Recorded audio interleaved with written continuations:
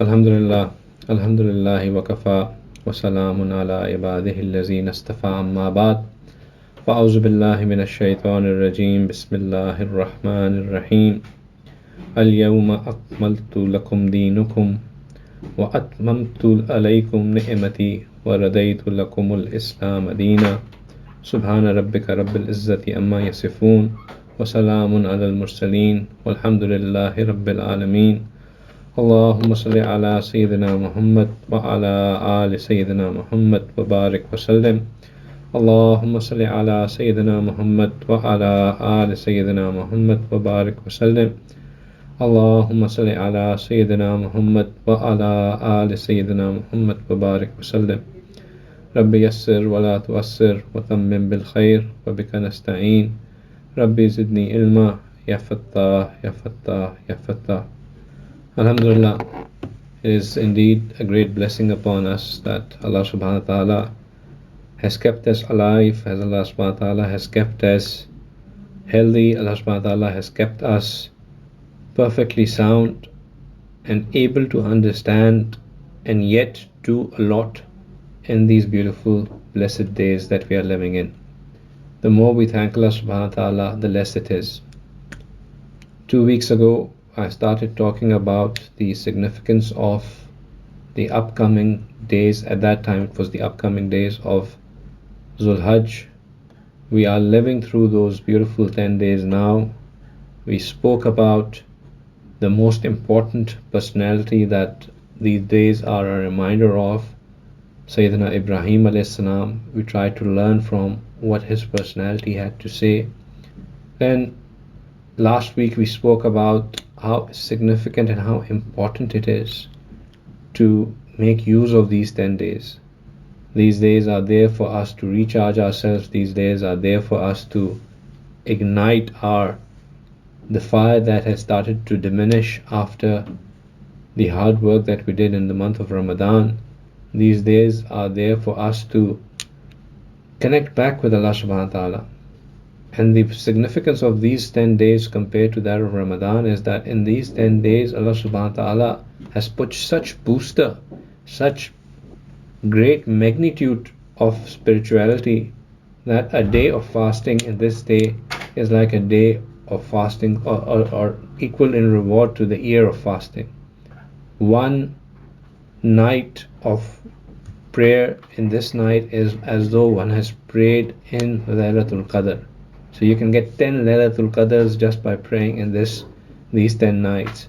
You can get 1 year, you can get 1 whole year of fasting. So you can get basically 9 years of fasting by just fasting 9 days if you fast in these 9 days. And then any act of charity that we do, be it with our deeds, with our actions, with our smiles, with ourselves, with our time, with our effort, with our money, any deed that we do, that is highly significant to Allah subhanahu wa ta'ala. But the best of the things to do in these days is to remember Allah subhanahu wa ta'ala in abundance and to call out Allah subhanahu wa ta'ala's name in abundance. So as much takbirat as we can do, as much tahleel that we can do, that is what is preferred and that is what is desired. Today I've been thinking about what we should speak about, and then today in the Jummah khutbah they read out an ayah which alhamdulillah made me realize that this is what we should talk about. In the khutbah today they said they spoke about that how important these 10 days are, but they read an ayah which basically is the ayah that I wanted to talk about. They said, Al-yawma akmaltu lakum deenakum, and this is the ayah that Rasulullah sallallahu alaihi wasallam had recited when he was on his last Hajj. On his last Hajj, on the day of Arafah, when he was giving the khutbah, Allah subhanahu wa ta'ala had sent down these ayats on him, and Rasulullah sallallahu alaihi wasallam said that this day I have perfected your religion. The religion for you has been perfected. On this day your religion has been perfected. And وَأَتْمَمْتُ عَلَيْكُمْ نِعْمَتِي, and I have completed my favor upon you. Allah subhanahu wa ta'ala through Rasulullah sallallahu alaihi wasallam is saying that Ya Rasulullah inform these people that on this day I have completed my religion for you, I have perfected my religion for you, and I have completed my favor upon you.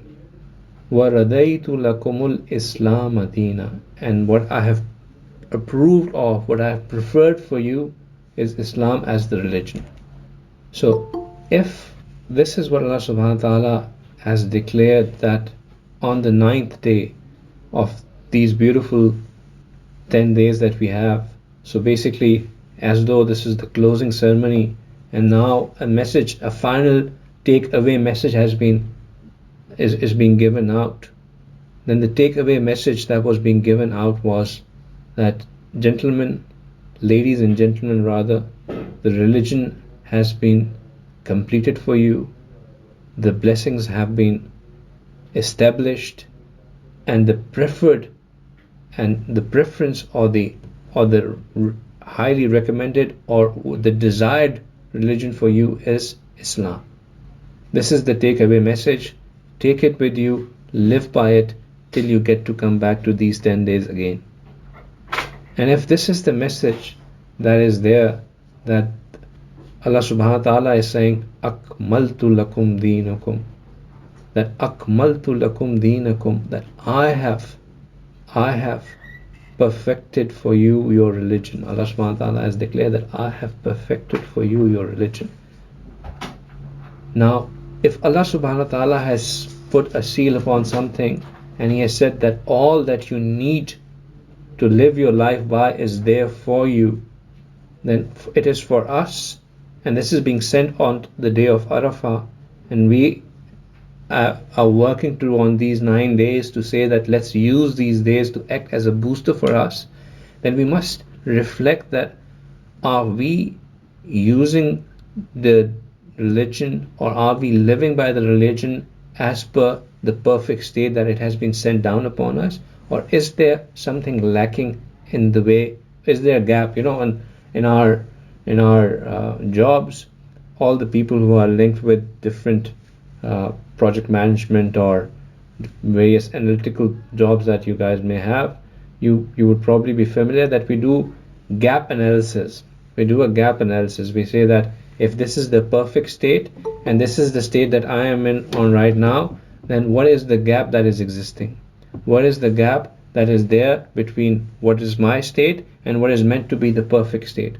Allah subhanahu wa ta'ala is declaring, Akmaltu lakum deenakum, that I have perfected the deen for you. And He's saying, وَرَضَيْتُ لَكُمْ إِسْلَامَ دِينًا, that my desire, that I prefer that Islam is the deen for you. Then if the religion has been perfected and Islam is the desired deen, then what is the gap that is existing between where we are and what Allah subhanahu wa ta'ala desires? And if we can establish that gap right now, if we can just, and this is what I'm inshallah going to talk about, is just to talk about what is exactly that gap that is existing. And I won't be identifying gaps for any one of you. I'm just going to talk about that how we should go about identifying the gaps. What are the parameters that we should look at to then reflect upon and see, are we living by these perfect examples, or is there a gap? And if there is a gap, then we need to plug that gap. We need to work upon that, how we bridge that gap and come to that perfect state that Allah subhanahu wa ta'ala has desired for us. So starting from the very top, in our religion, in our deen, and what we are meant to be living by, there are two set of rights. There are rights of Allah subhanahu wa ta'ala, and there are rights of individuals, the rights of people. Haqooq Allah and Haqooq al-Ibad.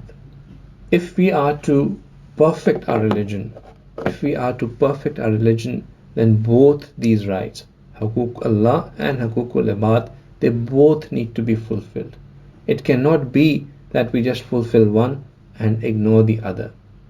Because if we are fulfilling the one and we are doing the max that can be done in one sphere and ignoring the other dimension altogether, then yet we are not reaching that perfect state. We are not reaching where we can say that Allah subhanahu wa ta'ala, where Allah has declared that He has perfected the religion for us, we have fulfilled all the parameters of that. In Haqooq Allah, the most interesting aspect of Haqooq Allah is that Allah subhanahu wa ta'ala is not in need of any of those rights from us. When we fulfill Haqooq Allah, we only fulfill them so that it benefits us. If our fulfilling the Haqooq Allah are not reflecting in our character, if we are not seeing any change in us, if we are not seeing any improvement coming into our personalities, that means that we are not fulfilling the rights of Allah subhanahu wa ta'ala in the way they should be. The first and the foremost, the most important right that Allah subhanahu wa ta'ala has put for himself is that of Salah. We have been asked to pray 5 times a day, and if any one of us, for whatever reason, is not able to fulfill, is not able to perform the Salah 5 times a day, then there is a major gap. Salah is not an optional thing. Salah is not we can pick and choose. Salah is not that I can postpone. Salah is not that I can keep as a second option. Salah has to be, as a mu'min, as a Muslim, as an abd of Allah, that is our ultimate, most priority number 1 objective. This is one ibadah that has not been excused under any circumstances, except that you lose your consciousness, except that you become completely handicapped with your intellect. Other than that, whether you are sick, whether you are traveling, whether you are weak, whether you are healthy, whether you are busy, no matter what state you are in, it is a must to pray. So the first thing that we need to look at is that are we praying regularly or not? But even in praying, if we are, alhamdulillah, getting the tawfiq to pray, and we are praying by Jamaat, and we are praying with takbir ula, and we are, there's hardly any thing that if we are not just praying our faraid, we are also praying our sunnahs, and we are not just praying our sunnahs, we are also praying our nawafil. We are having the tawfiq to pray the Hajj, we are having the tawfiq to pray Ichlaq, we are having the tawfiq to pray Chasht and Awabin and all the other nawafil that we have to pray. But Allah subhanahu wa ta'ala says that there is a criteria that is there for you to understand whether your prayers are working for you or not. Allah subhanahu wa ta'ala says, وَأَقِمَّ الصَّلَاةَ, establish your prayers. And there is a reason that establish your prayers. إِنَّ الصَّلَاةَ تَنْهَى عَنِ الْفَحْشَاءِ وَالْمُنْكَرِ. Indeed, the prayers prohibits immorality and wrongdoing. So we need to ask ourselves that the fact that we are praying 5 times a day, the fact that we are praying all our sunnahs, the fact that we are praying all the extra nawafil, the fact that we are able to pray all and with Jamaat, with takbir ula, if Allah is giving us all this tawfiq to do all of these things, then are we really meeting the objective of Salah as well or not? Are we reaching the state where inna salata tanha anil fahsha'i wal munkar, that our Salah is giving us the ability to stay away from immorality and from stopping us from doing anything wrong? That is the litmus test for our Salah. Because if we are praying and yet we are not able to stay away from fuhush things and from wrongdoings, then that means that na'uzubillah, it cannot mean that there is anything wrong with this ayah. It can only mean that there is something wrong with our Salah. Either we are not meeting the requirements that are there for the Salah. So there's something wrong with our taharat. There's something wrong with the way we do our wudu. There's something wrong with the way we take our ghusl. There's something wrong with with the clothing that we wear. There's something wrong with what we eat. There's something that is going wrong inside that is stopping, that despite being able to pray, we are not able to meet this requirement or meet this outcome that is a natural outcome for the ones who prays. So that is something to reflect upon. The next thing is that if we are fasting, then our fasting should have an impact on us. Our fasting should give us that ability to control our desires. Our fasting should have that natural outlay of making us feel that now we are in control of the way we do things. Eating is a very instinctive thing. When one feels hungry, you just naturally, whatever comes in front of you, you eat. But if you have managed to control what you eat, then the other things which are also very intrinsic, for example, anger, for example, saying things which are hurtful to others, all of these things can also be tamed and controlled. Hajj that we do, or even before Hajj, the zakat that we give, is basically Allah subhanahu wa ta'ala's way of encouraging us to spend in the path of Allah subhanahu wa ta'ala. That a person who has been conscious of the money that he has earned throughout his year, and he has kept a tab of how much wealth he has, then the minimum that Allah has imposed on us as a must do is 2.5% of that wealth that you have accumulated. But then Allah has repeatedly in numerous places gone on and have expressed that spend in the path of Allah. You will not reach the heights of goodness unless you spend from that what you love. You have to spend from the things that you love for Allah to even consider you that yes, you have now reached a state of goodness. That perfection comes when you spend from things that you love, that you give away the thing that is most dear to you. If you like eating pizzas, that you give out pizzas to others. Do not eat pizzas yourself and give out the crust to others. So we need to be thinking that these things that we are doing in the path of Allah subhanahu wa ta'ala, in fulfilling Haqooq Allah, are we doing all of these things to achieve the purpose that they are for? Because they are not certainly for Allah subhanahu wa ta'ala, but rather to make us more subservient to Allah subhanahu wa ta'ala and more better for others. So is our salah stopping us from forced things and wrongdoing? Is our fasting giving us control over our intrinsic desires?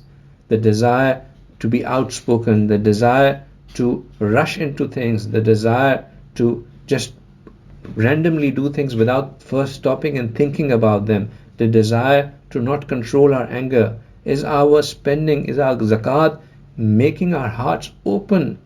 Are we now free, and are we giving and spending in path of Allah subhanahu wa ta'ala no matter what condition we are in? Whether we are wealthy or whether we are in a state where we are struggling to meet the ends ourselves, are we still giving out in the path of Allah or not? Because these are the people who Allah subhanahu wa ta'ala have loved and expressed His gratitude for. And then Hajj, Allah subhanahu wa ta'ala says that when you come to Hajj, well, the most important thing that I want you to bring with you to Hajj is taqwa. وَتَزَوَّدُوا, that Allah subhanahu wa ta'ala gives this command that take your provisions when you come to Hajj. وَتَزَوَّدُوا, take your provisions. فَإِنَّا خَيْرَ الزَّادِ التَّقْوَى, and the best provision that you would take is that of taqwa. So if you're coming to Hajj, take some provision, but remember that the best provision that you would bring is taqwa. And all of these things, as I keep on saying, that Haqooq Allah are there to have an impact on our own personality. They are not there so that we do a tick in the box exercise and we say that we have to something to show to Allah subhanahu wa ta'ala that here's a checklist, I've completed it. It's not for Allah, it is for us to show to Allah that we have become His abd. And how we become His abd is when we perfect our Ichlaq, which is then fulfilling the other part of the other dimension of our religion, Haqooqul Ibad, the rights of others. The rights of others are completely dependent upon how perfect our Ichlaq are, how perfect our character is, how perfect our manners are. It comes in a hadith that Rasulullah said, Akmalul mu'minina imanan, that the most perfect and complete of believers in faith are those ahsanuhum khuluqa, the ones who are best in their character. The ones who are best in their character. Akmalul mu'minina imanan, the most complete and perfect believers in faith. Allah subhanahu wa ta'ala said that He has perfected the religion. Allah has perfected the religion. For us to reach that perfection, what is required? That we perfect our characters. We are the best in our ahsanahumul khuluqa, the ones who are the best in their character, in their manners, in the way they deal with others. If we are content that I pray, if we are content that I fast, if we are content that I give zakat or I spend excessively in the path of Allah subhanahu wa ta'ala, if we are content that I have done X many Hajj, if we are content with all of these things, and we are not worried about what character we have, and we are not worried about how we deal with others, and we are not worried about what people think of us, and not those who we interact with outside, for small durations of time, but what those who work under us, what those who are subservient to us, what do they think of us, who we exercise some power and control over, what do they think of us? If we are not worried about that, and we are just content that I am very good, I am very religious because I have a beard, I wear a topi, and I pray 5 times a day and all of that, then we are only doing 50% of our religion, and that 250% is hollow, is weak, because it is not giving us the desired output, the desired result that we should achieve. We have not perfected our religion for ourselves. We have to perfect our religion. We have to work towards it. We have to ensure that our Ichlaq are the Ichlaq that are Ichlaq azima, because that is what Allah subhanahu wa ta'ala desires from us. Remember, there are 3 kinds of Ichlaq. Khuluq is the character that we have. Ichlaq is the reflection of that character. And there are three kinds of it. Number 1 is Ikhlaq Husna. And Ikhlaq Husna is that if somebody does something to us, we do as much as they have done to us. We do not go on and overdo anything that has been done to us. So if somebody, for example, somebody breaks our if you're a student and somebody breaks your pencil, you go on and break his pencil. Equal for equal, we are both balanced. You did to me, I have done to you. I'm not doing anything further. We are balanced. But this is a very dangerous path, because when he broke your pencil, you were mazloom. When somebody breaks something of ours, we are mazloom, and as a mazloom, we are this close to Allah subhanahu wa ta'ala, like literally tied over this. We are this close to Allah subhanahu wa ta'ala, because Allah subhanahu wa ta'ala has a special place for mazloom. And now, when we did something to them, and if we by any chance end up doing more than what that person has done to us, for example, somebody slaps you and you slap him back, and the intensity with which you slap is more than the intensity that you have been slapped with, and now you have become zalim. So in taking the revenge that we so desire to do, it's a very thin line that we walk upon, because the second we end up doing more than what has been done to us, we shift from mazloom to being a zalim.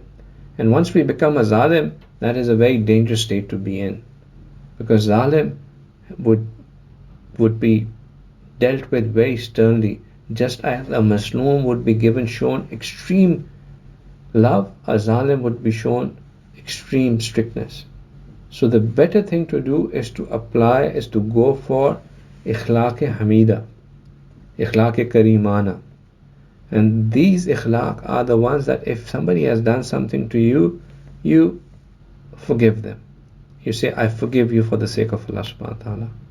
It comes in a hadith that the person on the day of judgment, Allah subhanahu wa ta'ala would announce that, is there anybody who has any rights on Allah for Allah to fulfill? Pay attention to these words. Is there anyone who has any rights over Allah for Allah to fulfill them? Please stand up. And only those people will stand up who were done wrong and they forgave that person for the sake of Allah, and now on the day of judgment they would have a right over Allah. They can claim from Allah that, Ya Allah, we have a right over you. Allahu Akbar Kabira. How can we, insignificant beings have anything to say that we have a right over Allah? But if we forgive somebody for sake of Allah subhanahu wa ta'ala, despite being on the right, then Allah allows us to have a right over him on the day of judgment. And if we have a right by will of Allah over him on the day of judgment, you can imagine that how Allah would pay back that right. If Allah is to pay back some right on the day of judgment, we can only imagine that how big and how great that reward would be. So the better option for us is to go for Ikhlaq Karima, is that if we have been done wrong, we forgive. And this is a difficult thing to do. This is a tough thing to do. This requires this heart to be made this big. How can I, he has done me wrong, and I have all the power and I have all the strength to take the revenge and to pull back that person. Why should I not do that? Well, I should not do that because I may, by doing this, have a right to stand in front of Allah subhanahu wa ta'ala to say that, Ya Allah, your messenger said that I can claim a right. Ya Allah, please allow me to claim a right. That in itself is a big enough incentive to let go on this day. But this is not what is the desired state. Remember, I keep on saying that Allah subhanahu wa ta'ala has said that the religion has been perfected, and Allah subhanahu wa ta'ala has expressed for us now a desired set. وَرَدَيْتُ لَكُمُ الْإِسْلَامَ دِينًا, and Allah subhanahu wa ta'ala has desired for us to achieve a perfect state. We know what that perfect state is. That perfect state is Ikhlaq Azima. And that is a difficult state, but that's the perfect state. Perfect states are always difficult to achieve. And you know what that state is? That state is that when somebody does wrong to you, you forgive them. And not only do you forgive them, but you do good to them in return. You become even more kind to them. You return the harm that they have done to you with even more goodness. That is Ikhlaq Azima. And that is of the state that Allah subhanahu wa ta'ala, when He wanted to teach the people that this is the Ikhlaq that you need to adopt, He not only did He just give that instruction out, He made His Rasul, His Mehboob, Rasulullah sallallahu alaihi wasallam, carry it out in an example. And Rasulullah sallallahu alaihi wasallam is somebody who is already on the highest level of Ikhlaq. وَإِنَّكَ لَعَلَىٰ خُلُقٍ عَظِيمٍ. Ya Rasulullah sallallahu alaihi wasallam, your Ikhlaq are on the highest of level. A person whose Ikhlaq, Allah subhanahu wa ta'ala, He Himself has said that his Ikhlaq are on the highest of level. He has been asked to demonstrate to others that how Ikhlaq Azima are to be met or to be established. And you know how that was done? That was done after Uhud. After Uhud, Rasulullah was very hurt. Rasulullah had a very heavy heart. There are 70 Muslims who had embraced martyrdom. Among those Muslims who had embraced martyrdom, among the Sahaba Ikram Ajma'in who had embraced martyrdom, were close companions of Rasulullah, relatives of Rasulullah. Rasulullah's uncle Hamza radiallahu ta'ala anhu, he had embraced martyrdom.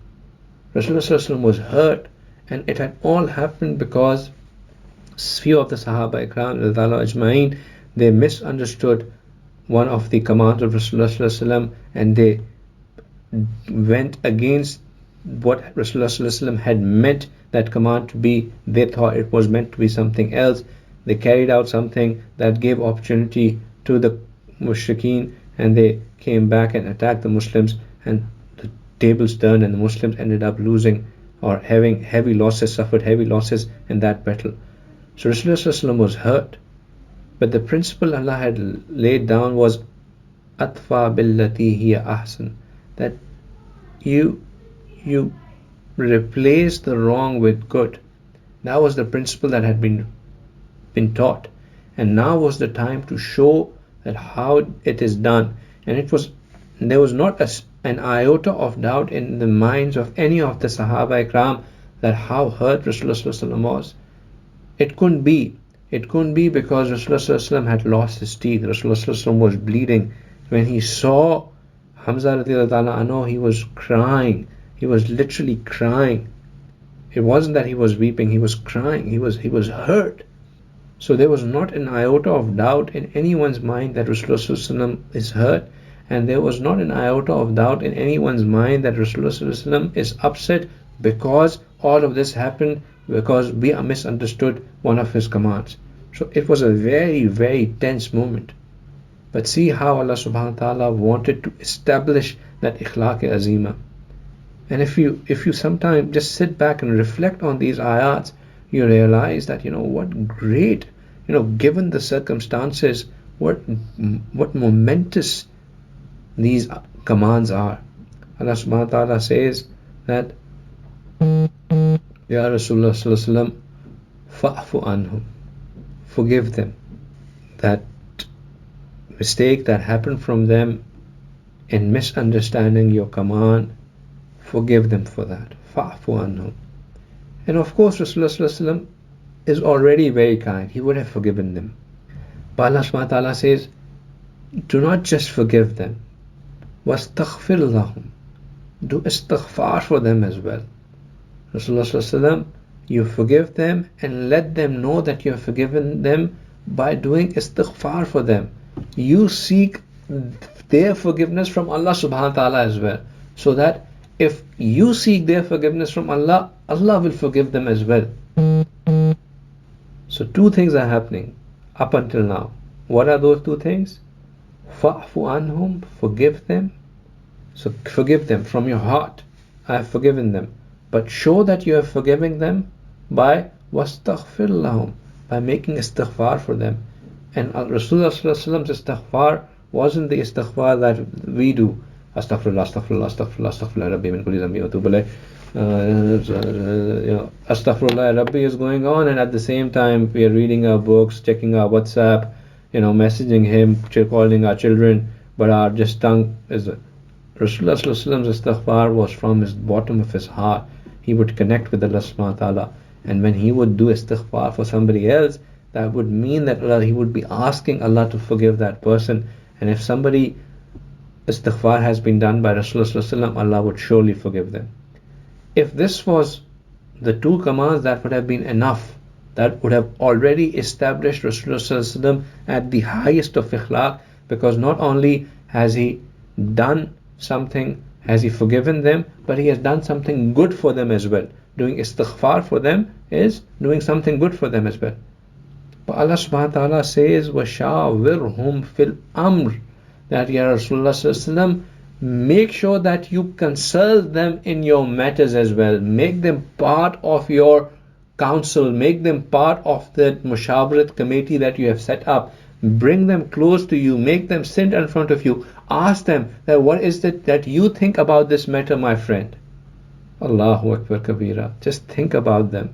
Here are the people who have already shown that they can misinterpret your command. They have gone out and carried out a judgment which was wrong interpretation of what you had asked them to do. They have caused you heavy losses, and now just so that they can be sure that they have been forgiven, Allah subhanahu wa ta'ala is asking Rasulullah, bring them back close to you, make them part of the people who are the inner council that you consult upon your matters, so that those people do not feel that they should not have any thing in their heart that maybe Rasulullah has still not forgiven us. When Rasulullah is making mashwara with them and then going and doing things as per their mashwara, then it would surely mean that Rasulullah has forgiven them. And this is the highest state of Ichlaq that one needs to demonstrate. And this is where that command that Allah subhanahu wa ta'ala has given before, that the people who have that, who are muttaqi, they demonstrate these, they exhibit these qualities, that they wal qazimin al ghaiz, that they control their anger, they swallow their anger when at the peak of their rage, they swallow their anger, wa afina anin nas, and they forgive people, and then after forgiving people they do something more, and that is what earns them the love of Allah. Wallahu yuhibbul muhsinin. They do ihsan on people, they do ihsan on people, they do good to people, they fulfill this command of Allah subhanahu wa ta'ala, itfa billadhi hiya ahsan. My dear brothers, my dear sisters, religion has been completed for us. If we want to live by that perfect state of religion, we need to make sure that not only are we doing our utmost when fulfilling the rights of Allah, we need to be extremely kind to ibad of Allah as well. If we have anger issues, if we have backbiting issues, if we have lying issues, if we have issues with cheating people, if we have issues with being not upholding our words, if we have issues with making false commitments, if we have issues with cheating people, there's a massive gap that exists between us and the perfect state that we should be at. We really truly need to reflect upon our character. We need to think about how we are. We need to, and I tell you a trick to all of this. The trick to all of this, before these ayats, when Allah subhanahu wa ta'ala says that, they are the people who control their anger, and wa'afina anin nas, and wallahu yuhibbul muhsinin, qazimin al ghais wa'afina. The one thing that comes before them is that they are the ones who spend in the path of Allah subhanahu wa ta'ala, in their good states and in their tight states. That they spend in the path of Allah whether they have enough or they don't have enough. And then these qualities comes. The Mufassirin have written that spending in the path of Allah, no matter how much you have, spending in the path of Allah subhanahu wa ta'ala opens your heart to such an extent that then you can start being nice to people in all other forms as well. And spending in the path of Allah is not just by money. There was once a Sahabi who came to Rasulullah. He said, Rasulullah, I do not have anything to give to you, but I am known to be a person of honor, and I give my honor in the path of Allah subhanahu wa ta'ala, and if after this, no matter who says what to me, I will not get angry with them. So spending in the path of Allah subhanahu wa ta'ala is by any means that we have. It's not that we only have money. If we have $10, if we give out $1 from that, we have given more than if a person had $100,000 and you only gave $100 from that. Giving from what we have, from whatever we have, what little we have, what more we have, open the heart to doing other things in the path of Allah subhanahu wa ta'ala. So, to wrap it up, please keep in mind that we are living in a very beautiful days. Inshallah, coming upon us is a day of Arafah. That is a very, very special day. Please make sure. And Yawm Arafah is for anyone living anywhere. So the people who are in Pakistan, who are in India, who are anywhere else, if your Yawm Arafah is different from the Yawm Arafah in Saudi Arabia, that is your Yawm Arafah. You live according to that. You live as per that. But on that day, make sure that you don't waste that day. If you can fast that day, fasting that day gets the forgiveness for 1 year sins in the past and 1 year sins in the future. There's a hadith that from Rasulullah that inna hadha yawmun man malaka fihi sam'ahu wa basarahu wa lisanahu ghufira lahu. That on this day, whoever holds and controls on his hearing, his sight, his tongue, he will be forgiven. On this day, between Asr and Maghrib, my recommendation to everyone would be that if you can, then stay in the masjid. Between Asr and Maghrib, spend the time in the masjid. Spend the time making zikr of Allah subhanahu wa ta'ala. Spend the time making a lot of dua to Allah subhanahu wa ta'ala. This time is the time of the acceptance of dua. Make dua for yourself, make dua for your generations to come, make dua for this world, make dua for the hereafter. Make as much dua as you can. But make sure that you utilize this time. We have Yawm al-Tashriq coming along, which is wajib, which is on everyone to do this. To do what? To do the takbir after every fard prayer 3 times. Out loud for men, quietly for women. We have the Qurbani coming in. Whoever can afford Qurbani must do Qurbani. And I can say with great comfort that I think all of us who are listening to this talk can afford Qurbani.